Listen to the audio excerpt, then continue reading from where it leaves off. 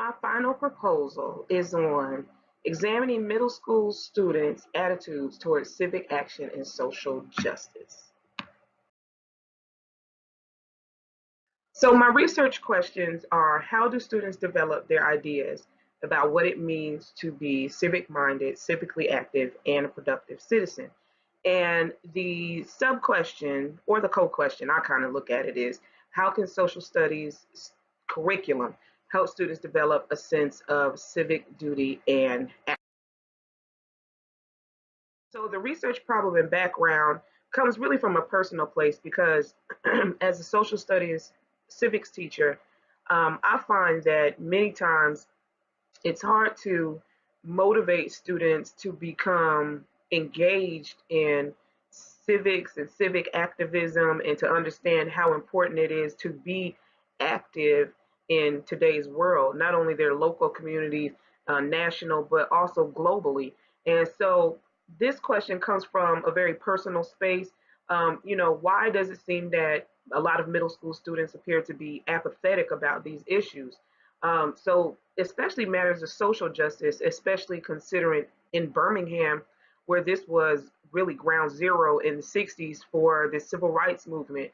But seems like they have just been inundated with the civil rights movement, Martin Luther King, Rosa Parks since kindergarten, probably. So now they're so far removed from that and disconnected that they don't understand the value and the sacrifices that were made.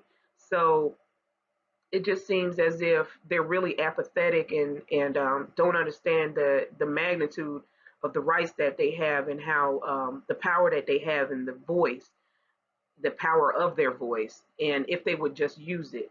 So when teaching civics and the background and the history of it and the power of the vote and the protest, it's really, you can see it, whereas they're using that information to pass the test, and but as far as them applying it to the real world, I don't really see that taking root. So that's the background for my proposal for my dissertation.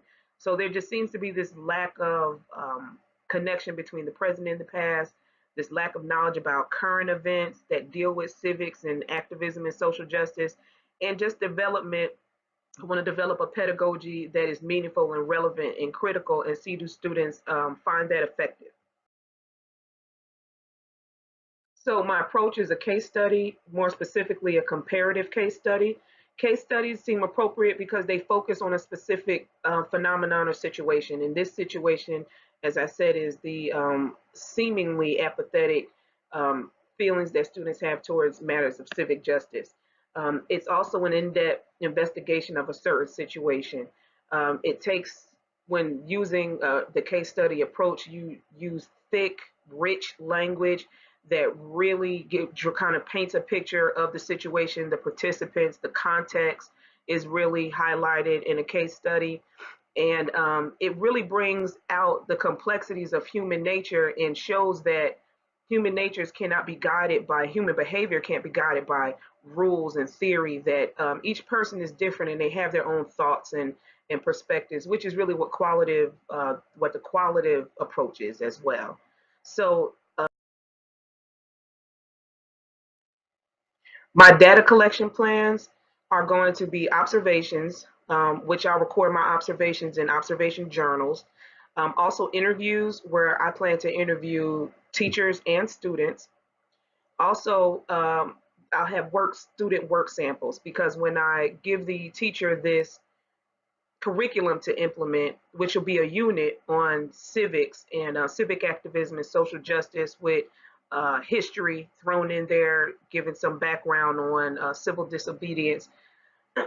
Students will do the work, and I will also collect those work samples to see if I can see a clear connection between when the curriculum started, during the curriculum, and at the end of the curriculum, and see if there's a change in students' perspectives and thought processes.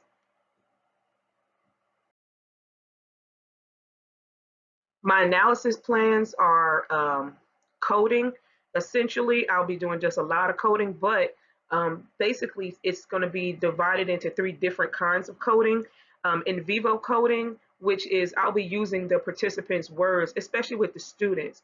I want to use their own language, and so that to me that means honoring their voice. I want to keep it true to their thoughts and their perceptions of civic. So that means if using their slang, so to speak.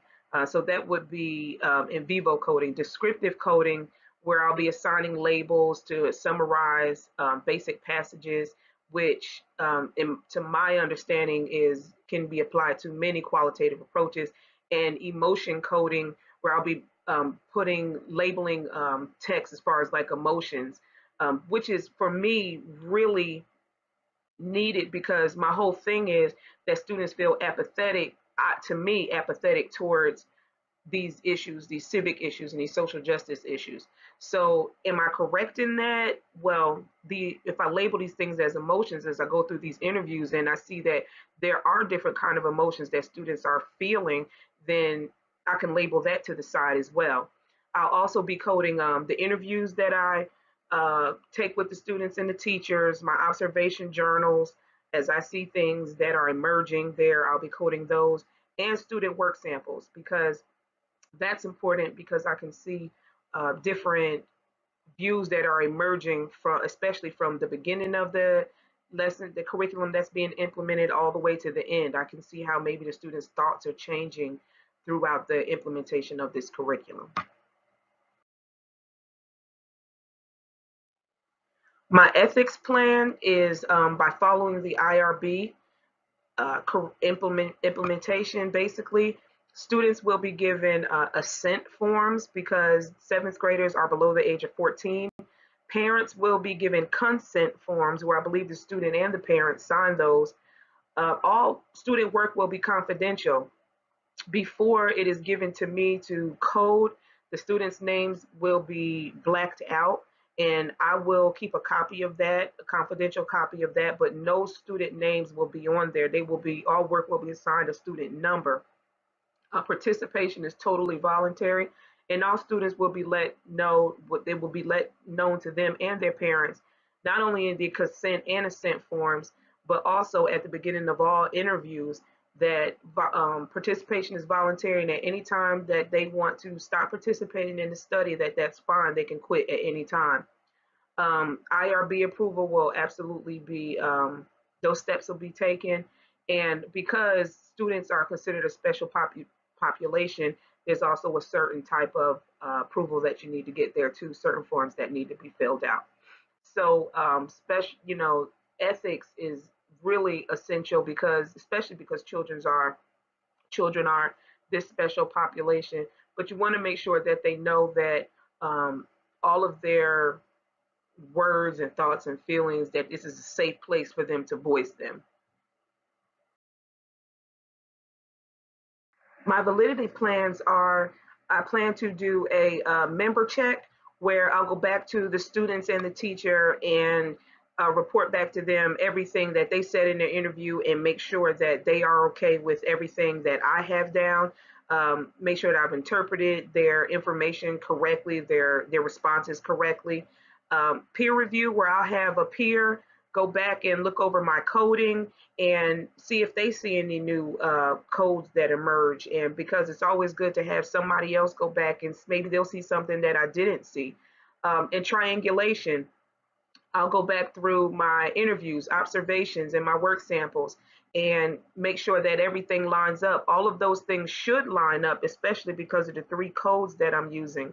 So this is the end of my presentation, and this is, in a nutshell, my proposal for my dissertation. Thank you.